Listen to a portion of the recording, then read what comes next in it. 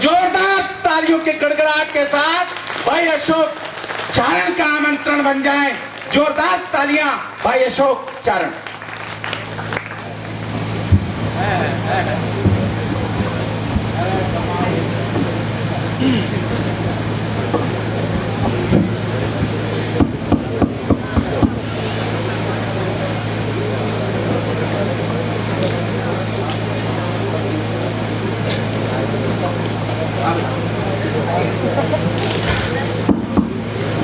माँ सरस्वती को आपको और इस मंच को प्रणाम करता हूँ।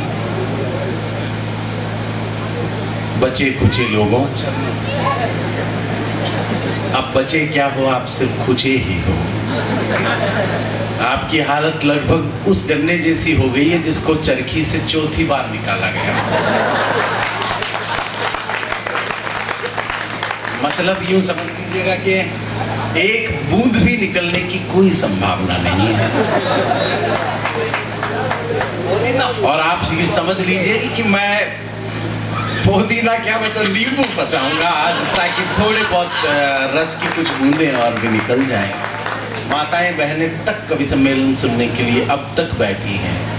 ये अपने आप में घोर आश्चर्य की बात है, क्योंकि हिंदुस्तान की औरतें रोज शाम को नाटक देखती हैं और नहीं देखने दो तो फिर करती हैं।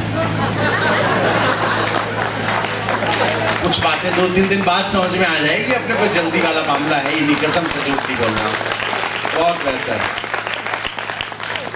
और हिंदुस्तान की माताएं बहनें अपने सगे आदमी को छोड़ सकती हैं पर नाटक देखना नहीं छोड़ सकती। इसके बावजूद आई हैं। साहित्य पर आपका बड़ा उपकार है, मैं आपको प्रणाम करता हूँ।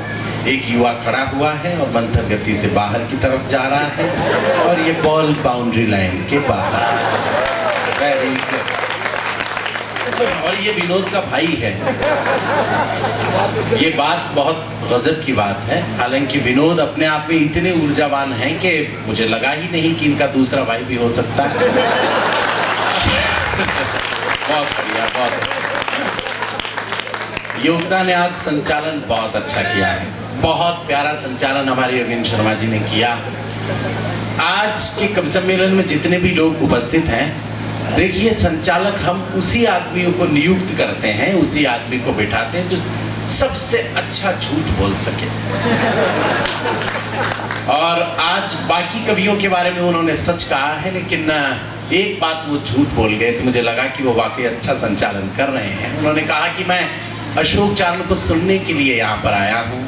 दोस्तों, मैं तो यूं कह सकता हूं कि योगेंद्र शर्मा जी हमारे जीवन को देखने वाले उस संजय का नाम है जो उस कुरुक्षेत्र को जिन्होंने देखा है, जिसका जिक्र मैं रास्ते भर उनसे करता आ रहा था। मैं चाहता हूं कि बहुत बेहतर संचालन उन्होंने किया है और आपको जानकारी के लिए मैं बता देना चाहता हूं कि उन्होंने जीवन में दूसरी बार किसी भी कवि सम्मेलन का संचालन किया है। और अगर उनका संचालन बहुत बेहतर हुआ हो तो एक बार निम्बाहेड़ा उनको इसलिए तालियां बजाकर बताएं कि उनको संचालन आगे भी निरंतर रखना चाहिए। आप बताएं।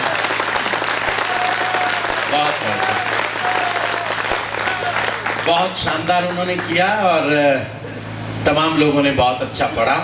आज मैं बहुत अभिभूत हूँ। मैं वाकई आज तीर्थ करवाने लाया हूँ अपनी कविताओं को। मेरी औकात नहीं कि मैं इस प्रांगण में बैठे हुए लोगों के सामने काव्य पाठ कर सकूं। और यहाँ पर जो कविताएं हो चुकी है, इतनी कविताएं हो चुकी है, और राष्ट्रवाद का जो जागरण हमारे प्रिय छोटे भाई मुकेश ने यहाँ पर किया है, मैं उम्र में उनसे जरूर बड़ा हूँ, लेकिन मैं उनकी कविताओं को करोड़ों प्रणाम इस धरती पर होकर खड़ा करना चाहता हूँ। और मैं जब वो काव्य पाठ करते हैं, आज से नहीं, जब से वो काव्य पाठ करते हैं, उस दिन से लेके आज दिन तक मुझे सिर्फ यही महसूस होता है कि विवेकानंद अगर कविता पढ़ रहे होते तो शायद ऐसे ही लगते। बेहतर है मैं भी जो कुछ बचा है, कैलाश जी भाई साहब वापस आ गए हैं, बहुत अच्छा लग रहा है। मैं प्रारंभ करना चाहता हूँ। ये जो कालदूत हमारे बीच में घूम रहा है, हे कालदूत विराजमान हो जाओ। तो बैठ जाकर बार बार खड़ा होता है, लोग देखते हैं कि शर्ट इतनी पुरानी हो गई फिर भी क्यों खड़ा है, मतलब ऐसा बुरा सा लगता है। बच्ची मेरा फोटो देख रही है, जरूर किसी न किसी को डराना चाहती है, क्योंकि मुझ में देखने लायक ऐसा कुछ है भी नहीं। आइए मैं प्रारंभ होना चाहता हूँ। बहुत बेहतर आपने सुना है। मैं अमूमन जैसे काव्य पाठ प्रारंभ किया करता हूँ, आज वैसे करने का मन भी नहीं है। 4 पंक्तियां आपको वो सुनाता हूँ जो भीड़ में कुछ श्रोता जिन्होंने पहले भी सुना है। 4 पंक्तियां आज वो सुनाता हूँ जो कहीं नहीं पढ़ता, क्योंकि आराधना है और जितनी कविताएं कलाजी राठौड़ पर हो चुकी है, मैं तो सिर्फ ये 4 पंक्तियों की एक आराधना है, 4 पंक्तियों का एक भाव है जो मैं उनको समर्पित करता हूँ। अगर मेरे हिस्से में कुछ तालियां आपके हाथों में शेष हो तो मैं एक नई बात कहने की कोशिश कर रहा हूं। ये 4 पंक्तियां सुन लीजिए, शायद ही नहीं और निश्चित रूप से मैंने उन्हीं के लिए अगर लिखी हो तो फिर ये उत्सव महोत्सव में तब्दील हो, मुझे आपका आशीर्वाद मिले। मैं 4 पंक्तियां देना चाहता हूं, आशीर्वाद चाहता हूं। काव्य पाठ प्रारंभ कर रहा हूं। कि इस धरती के शौर्यशाली बेटों को नमन, माँ की चुनरी में जो सितारे जड़ते रहे। इस धरती के शौर्यशाली बेटों को नमन, माँ की चुनरी में जो सितारे जड़ते रहे। तो रुके नहीं, झुके नहीं, बढ़ते रहे, आबाद अधिकारों के लिए सदा ही अड़ते रहे, अधिकारों के लिए सदा ही अड़ते रहे। तो ये पराक्रम का वृक्ष इसलिए विशाल क्योंकि, ये पराक्रम का वृक्ष इसलिए विशाल क्योंकि वीर बीज बन धरती में गढ़ते रहे, वीर बीज बन धरती में गढ़ते रहे। और ऐसे वीर राजस्थान ही देता है विश्व को कि शीश कट गए पर धड़ लड़ते रहे, शीश कट गए शीश कट गए पर धड़ लड़ते रहे, शीश कट गए पर धड़ लड़ते रहे। आइए प्रारंभ होना चाहता हूं। लोकतंत्र में आपको किसी यूनिवर्सिटी का प्रेसिडेंट हुजूर इसलिए नहीं बनाया कि आप जेएनयू की 4 दीवारियों के बीच में खड़े हों और आप ये टिप्पणी करने के लिए स्वतंत्र हो जाएं कि हिंदुस्तान में कश्मीर में जितनी सेना तैनात है, जितने सैनिक तैनात हैं, वो सब के सब बलात्कारी हैं। जब सैनिकों को इस मुल्क में एक बचकाने छात्र नेता ने बलात्कारी बोला, गुस्सा तो मुझे भी आया और गुस्सा आपको भी आया होगा। 4 पंक्तियों में एक सच्चाई अगर बोल दूं तो फिर आपका उत्साह जो रात भर से इस जगह पर बैठकर देख रहा हूं, उस उत्साह के अंदर अगर कमी आ जाती है तो फिर मुझे लगेगा कि लोग वक्त के साथ बदल जाया करते हैं, और वक्त के साथ क्या, घंटों के साथ बदल जाया करते हैं। और अगर आपका उत्साह वही देखने को मुझे मिला तो फिर मैं सोचूंगा कि ये हिंदुस्तान है, कालखंड कितने भी आ जाएं, लेकिन ये अपने आदत और अपने चरित्र को और अपने तेवर को नहीं बदलता। 4 पंक्तियां सौंपता हूं जब सैनिकों को बलात्कारी इस देश में कहा गया, सुनाता हूं, सुनिएगा। कि धैर्य धर्मियों का शौर्य भारत का हौसला है, इसीलिए हौसले को वीर धार देते हैं। धैर्य धर्मियों का शौर्य भारत का हौसला है, इसीलिए हौसले को वीर धार देते हैं। तो हार को हराने हेतु हाजिर हरदम, जीत के गले को जीतने का हार देते हैं, जीत के गले को जीतने का हार देते हैं। तो बलिदानों का भी गुल बजता सीमाओं पर, अपना लहू जवान बार बार देते हैं, अपना लहू जवान बार बार देते हैं। तो उनको बलात्कारी कैसे कह डाला तूने, देश के लिए निज प्राण वार देते हैं, देश के लिए देश के लिए जो निज प्राण वार देते हैं, देश के लिए जो निज प्राण वार देते हैं। सुप्रीम कोर्ट का फैसला आता है, 600 पत्थरबाजों को यहां पर क्लीन चिट मिली अभी 10-15 दिन पहले। एक टिप्पणी शांति तूफान जी ने लिखी, शायद अगर इस विषय पर 100 कविताएं भी लिखी जाए तो उन 100 कविताओं पर भारी पड़ती है वो टिप्पणी। माननीय गृह मंत्री जी ने 600 पत्थरबाजों को यह कहकर क्लीन चिट दे दी कि भटके हुए नौजवान हैं, सेना पर पत्थर फेंके तो फेंक दिए होंगे, गलती में फेंक दिए होंगे। हुजूर, जिस दिन आपने उन 600 पत्थरबाजों को क्लीन चिट दी, इस देश के हृदय में सिर्फ एक बात गूंजी होगी कि सिर्फ गंजा हो जाने से कोई गृह मंत्री सरदार पटेल नहीं होता। तालियां कम है, शायद आपकी ज्यादा उठती तो अच्छा लगता मुझे। एक भाषा इस मुल्क में बोली जानी चाहिए, तो आप लोग जहां पर भी बैठे हैं आप लोग तय करें कि अशोक चारण ये भाषा इस देश में बोली जानी चाहिए। 4 पंक्तियां पढ़ता हूं, पत्थर की बात छोड़िए, एक कंकर भी अगर सेना पर अब उछाला जाए तो क्या ये भाषा बोलनी चाहिए, आप लोग तय करें आज। और इस दरबार में तय करें कि जंग नहीं लग जाए वीरता के खंग पर सीमाओं की जंग को नया जुनून दीजिए, कि जंग नहीं लग जाए वीरता के खंग पर सीमाओं की जंग को नया जुनून दीजिए। तो सीमाओं पे जवानी के उर में भवानी बैठी, मात कालिका के खप्पर को खून दीजिए, मात कालिका के खप्पर को खून दीजिए। तो कश्मीर भारत माता का है अभिन्न अंग, जो मंजूर करते हो इस फैसले को उनके हाथ आसमान में चाहता हूं, पंक्तियां पढ़ना चाहता हूं कि भारत माता का जो है अभिन्न अंग, उसकी फिजाओं को नया कानून दीजिए। कश्मीर भारत माता का है अभिन्न अंग, उसकी फिजाओं को नया कानून दीजिए। और पत्थरों की बरसात जो भी सेना पर करे, इस बार उन्हें गोलियों से भून दीजिए। इस बार आभार आपका, जरा दोनों हाथ ऊपर उठाकर देर तक आपकी तालियों की गड़गड़ाहट देखना चाहता हूं। इस बार उन्हें गोलियों से भून दीजिए, इस बार उन्हें गोलियों से भून दीजिए। और 4 पंक्तियां पढ़ता हूं कि जनता के अरमानों की जो रखवाली करे, चैन उन्हें एक ना अनेक दिए जाएंगे। बात है, चुनाव नजदीक हैं और मैं जो भाषा बोल रहा हूं शायद इस देश की सर्वाधिक किसी की तारीफ करने से कोई नहीं सुधरता है। माफ कीजिएगा, आप भी जानते हैं, मैं भी जानता हूं। आदरणीय बहुत अभिनंदन, वाह वाह वाह वाह वाह। अशोक ने मुझे अभी कवि पाठ से पहले कहा कि आज जीवन का वो कवि सम्मेलन में उपस्थिति दर्ज करा रहा हूँ जो मैंने जीवन में पहली बार सुना। आज तक ऐसा कवि सम्मेलन हुआ नहीं। मैं आपको सच बता रहा हूँ, जीवन में बहुत इतना मैं तो कभी इतराता भी नहीं, लेकिन मैं एक सच बात आपके बीच में आज कहना चाहता हूँ। इतने कवि सम्मेलन हम तमाम लोग करते हैं। हर कवि सम्मेलन में वीर रस के कवि को सुना जाता है और सबसे बेहतर ढंग से सुना जाता है, चाहे निम्बाहेड़ा का दशहरा मैदान हो, चाहे फिर कोटा का दशहरा मैदान हो, हर कवि को सुना जाता है। लेकिन पूरा कवि सम्मेलन वीर रस का हो जाए, उसके बावजूद हर एक कवि को ऐसे सुना जाए जैसे कवि सम्मेलन का आखिरी कवि हो, तो उस शहर के श्रोताओं को केवल करोड़ों प्रणाम किए जा सकते हैं।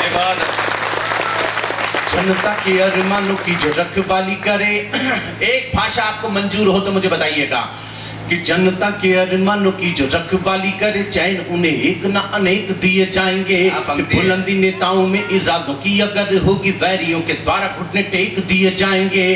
पर कुर्सियों के लोभ और स्वार्थ की आग में जनता के भाव कर सेक दिए जाएंगे, जनता के भाव कर सेक दिए जाएंगे। तो अब दिल्ली दरबार वालों को सचेत करो, ऐसे नेता कुर्सियों से फेंक दिए जाएंगे, ऐसे नेता कुर्सियों से फेंक दिए जाएंगे। लोग कहते हैं कि देश को आजादी नहीं मिली। 4 पंक्तियां भाई साहब देना चाहता हूं कि चंड और मुंड या शुद्ध कविता सुनने कितने लोग आए हैं, आप लोग तय कर लें कि चंड और मुंड या महिष मुंड उठाएं तो भावों के भुवन की भवानी को जगाइए। नारियों के अधिकारों का हनन होता हो तो 57 की झांसी वाली रानी को जगाइए, 57 की झांसी वाली रानी को जगाइए। तो बंजर भूमि में फूल देखने की आशा हो तो आजादी के वक्त की कहानी को जगाइए। सच्चे मायने में घर आजादी ही चाहिए तो अपने में सोए हिंदुस्तानी को जगाइए, अपने में सोए हिंदुस्तानी को जगाइए। तो बोलकर जब कोई बोर करने लगे तो चुप होके उसको ही बोर कर दीजिए। बोलकर जब कोई बोर करने लगे तो चुप होके उसको ही बोर कर दीजिए। मंच हो प्रबुद्ध, बात हो विरुद्ध आपके तो ऐसी हर बात इग्नोर कर दीजिए। पर कभी जब गाने बतलाने व रिझाने लगे, ऐसे कभी को तो वंस मोर कर दीजिए। और छंद ये पसंद आया हो तो मंद मंद नहीं, जोरदार तालियों का शोर कर दीजिए, जोरदार तालियों का शोर कर दीजिए। तो शमशीर छंद सौंपना चाहता हूँ, नया सुनाना चाहता हूँ। आखिरी छंद की फहरिस्त का आखिरी छंद आपको सौंपता हूँ कि शमशीर से लकीर को जो क्षीर करता वो वीर काव्य वीरों को सुनाने आ गया हूँ मैं। कि शमशीर से लकीर को जो क्षीर करता वो वीर काव्य वीरों को सुनाने आ गया हूं मैं। तो भारती की आरती उच्चारती वसुंधरा पे प्राण पुष्प थाल में सजाने आ गया हूं मैं। प्राण पुष्प थाल में सजाने आ गया हूं मैं। तो अंत हो रहा बसंत का तो जामवंत बने वो अनंत शक्तियां बताने आ गया हूं मैं। रे मात वीणा पानी का आदेश उद्धार करे सोए हुए देश को जगाने आ गया हूं मैं। सोए हुए देश को जगाने आ गया हूं। कवि सम्मेलन के बाद अपने घर पर जाइएगा। एक आवश्यक कविता अगर इस वैदिक विश्वविद्यालय जहां पर चल रहा हो, जहां पर सिर्फ और सिर्फ संस्कृति और देश की बात होती हो, वहां पर अगर ये कविता नहीं सुना के गया तो शायद मुझे लगेगा कि मैंने सही श्रोताओं के बीच में सही कविता नहीं सुनाई। दोस्तों, कवि सम्मेलन के बाद अपने घर पर जाइएगा। आपका दिल दुखाने का मेरा कोई भी विचार नहीं है, लेकिन सुन लीजिए, परिवर्तन जिस क्षण से प्रारंभ हो जाए वह क्षण बहुत बड़ा होता है। उसी क्षण से परिवर्तन आना प्रारंभ भी हो जाता है। अगर घर पे मेड इन चाइना लिखी हुई कोई भी चीज पड़ी हो, कोई भी चीज, तो उसे उठाकर देखिएगा। इन आंखों से नहीं, अपने दिल की निगाहों से देखिएगा। शायद उन चीजों पर आपको हमारे सैनिकों के खून के धब्बे नजर आए। आप थोड़ा चिंतित मैं हूं, आपकी चेतना ने मुझे बल दिया, मैं आपको प्रणाम करता हूं। थोड़ा चिंतित मैं हूं, थोड़ा चेतनावान आपको करना चाहता हूं। दीपावली पर मेरे फेसबुक पर, व्हाट्सएप पर आप लोगों के भी तमाम एक फोटो आया होगा। मैं वो फोटो आपको दोबारा बताना चाहता हूं। आपने अगर वो फोटो समझ लिया, उसका स्वागत कर लिया, तो फिर दावा है पूरी कविता आपके समझ में आ जाएगी। चित्र क्या है? एक सैनिक है, उसके कंधे पर बंदूक टंगी हुई है और उसके पास में एक वाक्य लिखा हुआ है कि तुम दीपावली पर चीन के सामान को अपने घरों में मत घुसने देना, मैं आखिरी सांस तक हिंदुस्तान के दुश्मनों को सीमाओं में नहीं घुसने दूंगा। उसकी प्रतिबद्धता है। आप लोग एक बार तय करें, भारत माता की जय आप लगा रहे हैं, अच्छा लग रहा है, आपको सलाम है, आपको प्रणाम है। मैं आपकी जय करता हूं क्योंकि आप भारत माता की जय कर रहे हैं। लेकिन एक बात तय करें, क्या इस मंच से चीन के खिलाफ एक कविता होनी चाहिए? और अगर होनी चाहिए तो फिर तालियों की गड़गड़ाहट से आप मुझे बता दें। सुन लीजिएगा, पहला बंदा आपने संभाल लिया तो फिर पूरी कविता आपको संभाल लेगी। या आपका कवि दावा भी करना चाहता है और वादा भी करना चाहता है कि अमर तिरंगे की बस्ती में लाल बवंडर आया है। मेरी कविता समझने के लिए कम से कम आदमी का 10वीं पास होना जरूरी है। आपकी तालियां आपकी शिक्षा के स्तर को भी आज बताएंगी। मैं पहला बंद दे रहा हूं, सुनिएगा, मंच का आशीष चाहता हूं कि अमर तिरंगे की बस्ती में लाल बवंडर आया है। अमर तिरंगे की बस्ती में लाल बवंडर आया है। काल दूत के भाल सरीखा जिसका काला साया है। पर दिनकर की वंश प्रथा को कोई नहीं डरा सकता। हिंदुस्तान का शौर्य पढ़ दूं तो फिर आपकी तालियां उठें। मैं पहला बंद आपको सौंप रहा हूं, संभालेंगे आप, फिर पूरी कविता आपको संभालेगी कि अमर तिरंगे की बस्ती में लाल बवंडर आया है। काल दूत के भाल सरीखा जिसका काला साया है। पर दिनकर की वंश प्रथा को कोई नहीं डरा सकता। पर दिनकर की वंश प्रथा को कोई नहीं डरा सकता। मेधा से लेकर मैदानों तक ना कोई हरा सकता। मेधा से लेकर मैदानों तक ना कोई हरा सकता। चाहे चीन गले को फाड़े अपने घर के मंचों से, चाहे चीन गले को फाड़े अपने घर के मंचों से, पर भारत के वीर सपूतों कह दो इन सरपंचों से, देवदार की थाती कम ना होती लघु करंचों से। देवदार की थाती कम ना होती लघु करंचों से। अग्नि 5 वाले ना डरते चीनी तोप तमंचों से। अग्नि 5। मैं आपको प्रणाम करता हूं साहब। मैंने देश भर में इस कविता को पढ़ा, लेकिन इतनी अच्छी शुरुआत मुझे कहीं पर नहीं मिली जैसी निम्बाहेड़ा में मिली है। मैं आपको प्रणाम करता हूं अतिरिक्त कि चाहे चीन गले को फाड़े अपने घर के मंचों से, पर भारत के वीर सपूतों कह दो इन सरपंचों से, देवदार की थाती कम ना होती लघु करंचों से। अग्नि 5 वाले ना डरते चीनी तमंचों से। एक दोगला व्यापारी जो नकली कारोबारों का, एक दोगला व्यापारी 5.2 जहां की नेशनल हाइट है, 5.2 इंच से ज्यादा का आदमी जिस पूरे देश में पैदा नहीं होता पूरे चीन में। कैलाश जी भाई साहब नजर दौड़ा कर देख लीजिए, एक भी आदमी 5 फीट 2 इंच से ऊपर नजर नहीं आएगा। और अगर आ जाए तो फिर समझिएगा कि हमारे बुजुर्गों का आना जाना रहा। तालियां बजाइए बुजुर्गों के सम्मान में।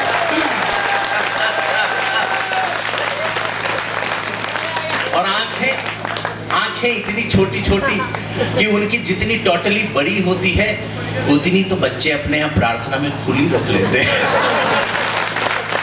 छोटी आंखें चाइना वालों और 5.2 नेशनल हाइट। हुजूर उनकी आंखों को अपनी आंखों में रखिएगा, देखिएगा कि चीनियों की आंखें कितनी होती है। फिर एक पंक्ति पढ़ता हूं, मैं अब दावा करता हूं कि तालियों का एक समंदर यहां पर लहरा जाएगा अगर मैं मर्दों के बीच खड़ा हूं और मुर्दों के बीच नहीं खड़ा, तो फिर यहां से लेके वहां तक दोनों हाथ अपने आप आसमान में उठकर तालियों की गड़गड़ाहट करेंगे। पंक्तियां पढ़ता हूं, चीनियों की आंखों का ध्यान रखिएगा, इतनी इतनी सी होती है कि एक दोगला व्यापारी जो नकली कारोबारों का, एक दोगला व्यापारी जो नकली कारोबारों का हमको रोक दिखाता है, वो अपने चंदसियारों का दल ही शेरों पर बढ़ने लगता है, अपने दुर्बल पैरों से पर्वत पर चढ़ने लगता है, अपने दुर्बल पैरों से पर्वत पर चढ़ने लगता है। लेकिन वो ये भूल गया कि ठंडा रक्त नहीं है अब, बिना रक्त की बूंद गिरे युद्धों का वक्त नहीं है अब। तो सीमा पार खड़ा एक भावना हमको निधमकाता है, सीमा पार खड़ा एक भावना हमको निधमकाता है। चिड़िया जैसी आंख नहीं और हमको आंख दिखाता है।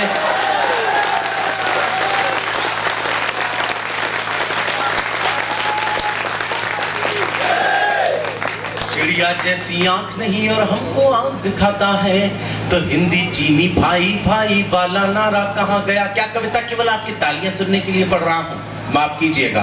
प्रारंभ में कहा था कि आप लोगों के बीच विचार की एक कविता पढ़ के जा रहा हूं। निवेदन करना चाहता हूं आपके बीच कि हिंदी चीनी भाई भाई, चीन हिंदुस्तान को समझता क्या है, केवल ये बताना चाहता हूं कि हिंदी चीनी भाई भाई वाला नारा कहाँ गया है, इंसान के ज्ञान दीप का वो उजियारा कहाँ गया।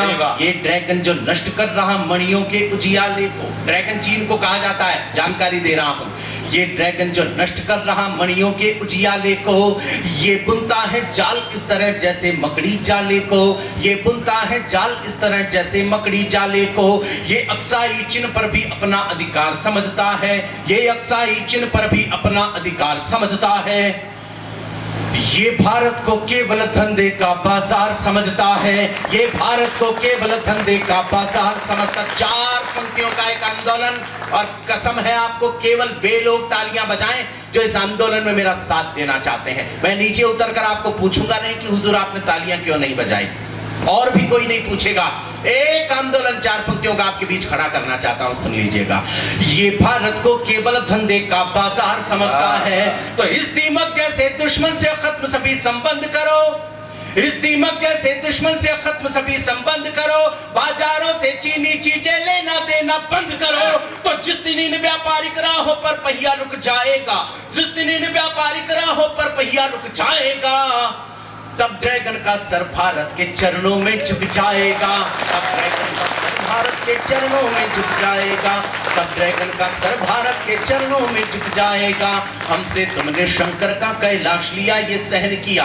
आज भी भोलेनाथ का समाधि स्थल चाइना के पास, हमारे शिव शंकर का समाधि स्थल आज दिन तक चाइना के पास, और दर्शन करने हो तो चीन की अनुमति लेनी पड़ती है कि हुजूर आप कहें तो दर्शन कर लें।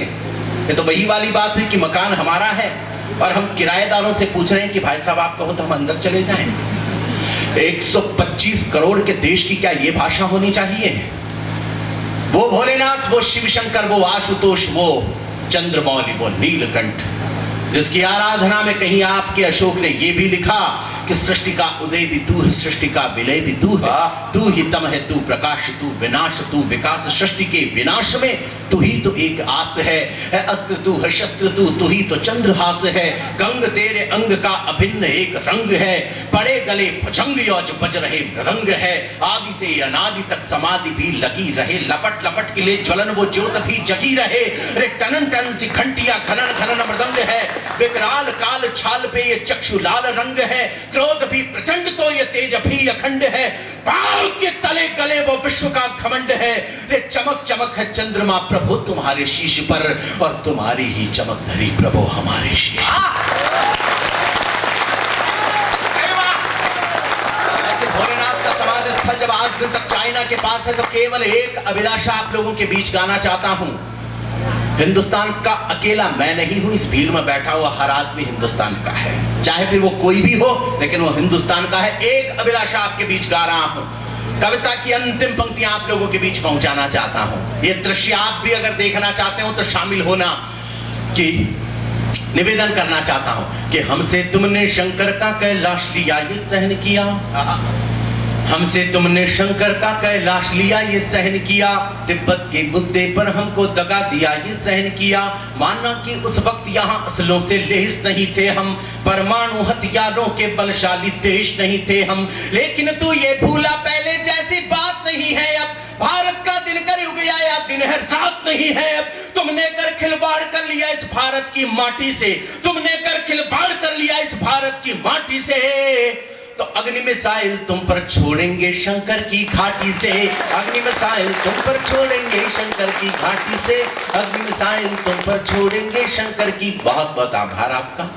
मैं बहुत लोकतांत्रिक कवि हूँ, मैंने जीवन में जो भी काम किया है लोगों से पूछ करके किया है, तो मैं आपको भी पूछना चाहता हूँ कि मैं बैठने की नौटंकी करूँ या एक कविता और सुना दूँ? ऐसे पूछना, ऐसे खड़े खड़े ही करवानी चाहिए ताकि कोई रिस्क ना रहे। देखिए बहुत बढ़िया आप सुन रहे हैं, मैं नेताओं का कभी मजाक नहीं उड़ाता। शांति भाई की एक टिप्पणी मेरे वर्षों से काम आ रही है, मैं तो उनके नाम से बोलता हूं कि मैं नेताओं का कभी मजाक नहीं, अभी तक मैंने एक भी नेता का आपके सामने नाम लिया हो तो मुझे बताइए। कभी नेताओं का मजाक नहीं उड़ाता, क्योंकि मेरे बुजुर्गों ने मुझे समझाया कि बेटे अशोक, जिंदगी में तुम चाहे जो घोर पाप कर लेना, और मैंने किए भी। बेटे अशोक, जिंदगी में तुम चाहे जो घोर पाप कर लेना, पर कभी किसी मजबूर आदमी का मजाक मत उड़ाना।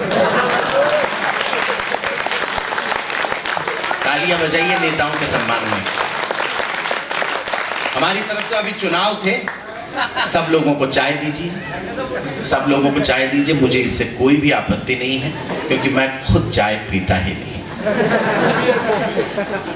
हमारी तरफ चुनाव थे, एक नेताजी बहुत प्यारा भाव, और वैसे भी चाय वाले को कुछ कह भी नहीं सकते, क्या पता कब प्रधानमंत्री बने।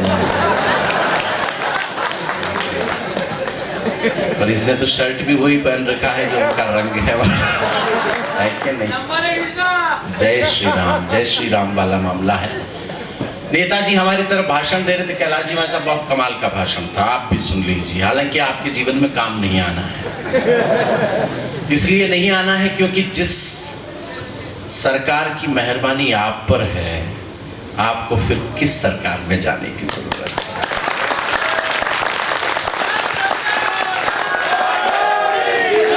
नेताजी का भाषण सुनिए आप। नेताजी का भाषण योगदान आपके आशीर्वाद के साथ संप्रेषित करना चाहता हूं। नेताजी भाषण दे रहे थे कि मित्रों, हालांकि देखिए एक काम बड़ा जोरदार हुआ, मोदी जी के आने बाद कांग्रेसी तक अपने भाषणों की शुरुआत मित्रों से ही करते हैं। भाइयों और बहनों, जिन्होंने कभी किसी को भाई और बहन माना ही नहीं, मतलब वो तक भाई और बहनों कहने लगे। मतलब ये परिवर्तन आया, ये भाषा के अच्छे दिन तो आए साहब, कम से कम आइए। आदमी के आए हो ना आए हो एक अलग बात है। तो भाषण दे रहे थे नेताजी कि मित्रों, लोहा लोहे को काटता है, हीरा हीरे को काटता है, जहर जहर को काटता है। इतने में एक कुत्ता आया और उसने नेताजी को काट लिया।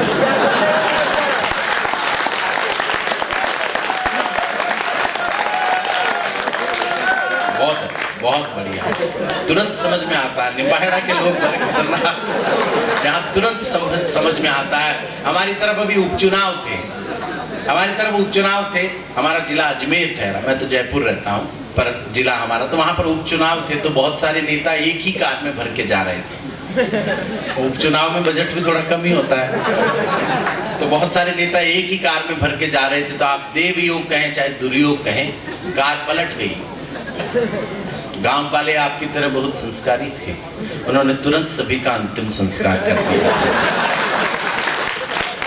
पुलिस वाले अपनी आदत के मुताबिक थोड़ा देरी से पहुंचे। पहुंचते ही बड़े साहब ने कहा, बोले क्या किया? बोले साहब हमने सबको जला दिया। बोले अच्छा, कोई जिंदा तो नहीं था? ना साहब, कोई जिंदा नहीं था। एक दो थे जो चिल्ला रहे थे कि हमें मत जलाओ, हम जिंदा हैं, हमें मत जलाओ, हम जिंदा हैं। पर हमें लगी कमबख्त नेता है, झूठ ही बोल रहा होगा।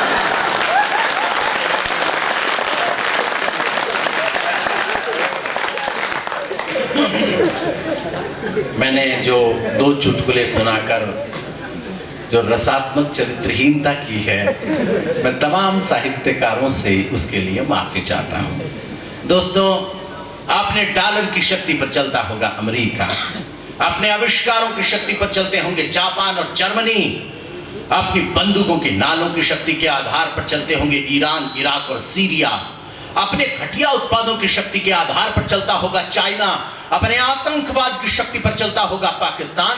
पर दुनिया में अकेला मुल्क है आपका और मेरा भारत, जो आज भी अपनी संस्कृति और संस्कार की शक्ति।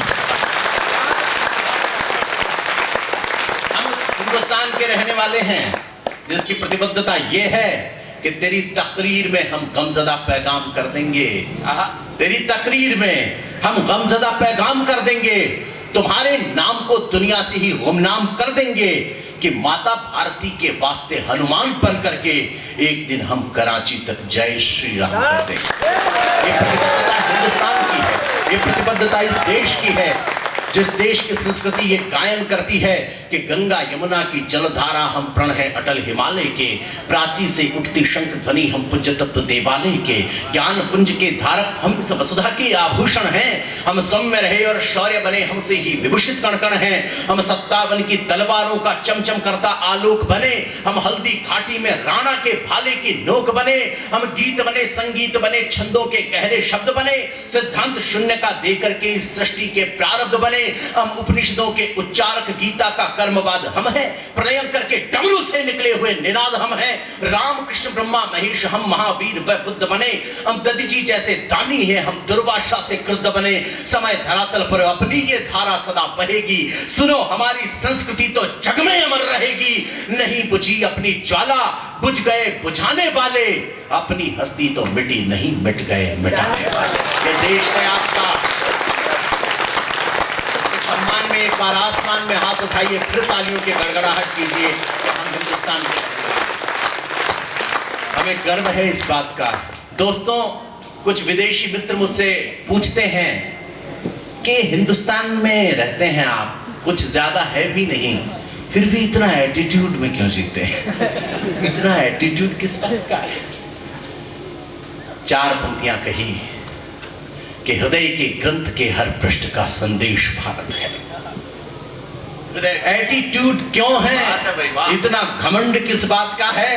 और केवल मुझे ही नहीं, यहां पर बैठे हुए हर इंसान को इस बात का घमंड हो, तो फिर उस विदेशी को बताना जो कि हिंदुस्तान का है, जिसने मुझे पूछा कि इतना एटीट्यूड में क्यों जीते हो, तो उसको जवाब दिया, वाकई जवाब दिया कि हृदय के ग्रंथ के हर पृष्ठ का संदेश भारत है, विचारों के अहरनिश चक्र का आवेश भारत है। जो कारण पूछ ले तलखी का, उनको बस यही कहना, हमें अभिमान है क्योंकि हमारा देश भारत है। हमें अभिमान है क्योंकि हमारा देश भारत है। लोग हमसे अक्सर पूछ लेते हैं, लोग जो कहते हैं कि ये गजल है, ये मीर साहब के खानदान से आई, ये गालिब साहब के घराने से आई। मैंने 4 पंक्तियां उन लोगों को भी कही जो ये बात कहते हैं गजल वहां से आई। 4 पंक्तियां मैं देना चाहता हूं, शायद सुनी ना हो मंच ने, नई पंक्तियां देना चाहता हूं। गजल कहां से आती है हिंदुस्तान में? गजल कहां से आती है? इस रंग के लिए, इस रंग के लिए जो गजलें बनती हैं, वो गजलें कहां से आती है? ये बात अशोक ने कह दी हो तो फिर उस आराध्य के लिए, इस आराध्य के दरबार में बैठकर मुझे बताना कि गुजरात ज्यादा दूर नहीं है, वो वहां पर अगर विराजमान है तो फिर उसके लिए आपकी भक्ति भरी तालियां यहां से प्रारंभ होकर गुजरात तक पहुंची हैं। मैंने 4 पंक्तियां कही कि हिंदुस्तान और हिंदू धर्म के लिए गजल कहां से आती है। मैंने कहा कभी सरयू से उर्दू की कई नस्लें निकलती हैं। सुन लो यार क्या कभी सरयू से उर्दू की कई नस्लें निकलती हैं कि अहले ताज से भी गीत की फसलें निकलती हैं कि अहले ताज से भी गीत की फसलें निकलती हैं। तो गजल को सिर्फ दागो मीर की जागीर मत बोलो, गजल को सिर्फ दागो मीर की जागीर मत बोलो। मेरे काना की बंशी से कई गजलें निकलती हैं। जरा उठे हाथ आपके, फिर तालियों की गड़गड़ाहट। मेरे काना की बंशी से कई गजलें निकलती हैं। तो ऋषियों मुनियों की तपस्थली। आखिरी कविता, एक छोटा सा गीत और फिर आपसे विदाई, क्योंकि बहुत लंबा समय भी हो गया है और समाधान के प्रणेता शांति तूफान जी का आभार व्यक्त वाला कार्यक्रम जो आधे पौन घंटे तक चलेगा और योगदा की कविताएं भी हमको सुननी है। मैं छोटा सा एक नया सा गीत आपको देकर आपसे विदाई चाहता हूँ। 2-3 मिनट आपके बीच और गुजारना चाहता हूँ। ये दो बच्चे जो जोड़ा बनाकर जहां कहीं भी जा रहे हैं, मैं ईश्वर से प्रार्थना करता हूं, मैं कोई भी प्रार्थना नहीं करता। यश भाई, नया गीत मैं आपको समर्पित करता हूं कि ऋषियों मुनियों की तपस्थली। देश के खंडन में, आलोचना में, बुराइयों में कितना बोलते हैं हम, लेकिन देश की प्रशस्ति में हो, आपका रोम रोम पुलकित हो जाए तो फिर साथ दीजिए 3 मिनट मेरा कि ऋषियों मुनियों की तपस्थली। और एक बहुत खास बात, महाराणा प्रताप पर बहुत सारी बातें इस मंच से हुई है। मुझे एक अति बुद्धिजीवी व्यक्ति ने कहा, मैंने 12 साल पहले ये लाइनें लिखी थी, लोगों के काम भी आई। 12 साल पहले लिखी, लोगों ने कहा कि महाराणा प्रताप मान सिंह के प्रस्ताव को स्वीकार कर लेते तो उनको जंगल में भटकना नहीं पड़ता। तो 4 पंक्तियां आपके कवि ने कही कि अपने निशंग के हर शर में प्रतिमान रखा पुरखों का। कविता ऐसे बोलती है और शब्द की चमत्कृति जब आपके बीच पहुंचेगी तो फिर आपका सम्मान भी देखने को मुझे मिलेगा कि अपने निशंग तरकश, अपने निशंग के हर शर में प्रतिमान रखा पुरखों का, अपनी मेधा में सदैव ही ध्यान रखा पुरखों का। और वो चाहता तो भव वैभव उसके चरण तलों में होते, पर मान की बात न मान के उसने मान रखा पुरखों का। बजाइए तालियां महाराणा प्रताप के लिए। ऋषियों मुनियों की तपस्थली, ऋषियों मुनियों की तपस्थली। अगली पंक्ति आपको प्रफुल्ल कर दे तो फिर मुझे आप कीजिएगा। मैं 3 मिनट और आपके बीच जी रहा हूं। बच्चे का कंधा ज्यादा मत दबाइए, बहुत कमजोर बच्चा है और दबाना ही है तो इसको हॉर्लिक्स पिला कर दबाइए। ऋषियों मुनियों की तपस्थली, ईश्वर के वरदान की। ऋषियों मुनियों की तपस्थली, ईश्वर के वरदान की। लाखों स्वर्गों से सुंदर है धरती हिंदुस्तान की ये। ऋषियों मुनियों की तपस्थली, ईश्वर के वरदान की। लाखों स्वर्गों से सुंदर है धरती हिंदुस्तान की। तो हर एक दिल में राम बसे हैं। तालियां साथ चलेंगी आपके हुजूर के। हर एक दिल में राम बसे हैं, हर एक दिल में, हर एक दिल में राम बसे। गुटका साइड पर रख के आप भी बजाइए। हर एक दिल में राम बसे हैं, हर एक दिल में राम बसे हैं। बहती पावन गंगा है, हर एक दिल में राम बसे हैं। बहती पावन गंगा है, धरती से जुड़ करके झूमे देखो गगन तिरंगा है। धरती से जुड़ कर के चूमे देखो गगन तिरंगा है। तो तेवर में कल कल बहती है नदियां स्वाभिमान की, लाखों स्वर्गों से सुंदर है धरती हिंदुस्तान की, ये धरती हिंदुस्तान की। तो रंग दिखाती महाराणा का, रंग दिखाती महाराणा का, अब तक हल्दी घाटी है। रंग दिखाती महाराणा का, अब तक हल्दी घाटी है। यहाँ निराली पद्मिनियों की जौहर की परिपाटी है। यहाँ निराली पद्मिनियों की जौहर की परिपाटी है। तो शौर्य रंग के सरिया देती मिट्टी राजस्थान की, लाखों स्वर्गों से सुंदर है धरती हिंदुस्तान की, ये धरती हिंदुस्तान की। तो जिसका कोई अंत नहीं, आखिरी पढ़ रहा हूं, सब लोगों के हाथ आसमान में उठकर फिर कीर्तन करें मेरे साथ कि जिसका कोई अंत नहीं, जिसका कोई अंत नहीं, ये आसमान अफसानों का, जिसका कोई अंत नहीं, ये आसमान अफसानों का। डगर डगर पर नगर बसा है यहाँ पे देश दीवानों का, डगर डगर पर नगर बसा है यहाँ पे देश दीवानों का। तो जिस गोकुल में बच्चा बनने की इच्छा भगवान की, लाखों स्वर्गों से सुंदर है धरती हिंदुस्तान की, ये धरती हिंदुस्तान की। तो ऋषियों मुनियों की तपस्थली, ईश्वर के वरदान की, लाखों स्वर्गों से सुंदर है धरती हिंदुस्तान की, ये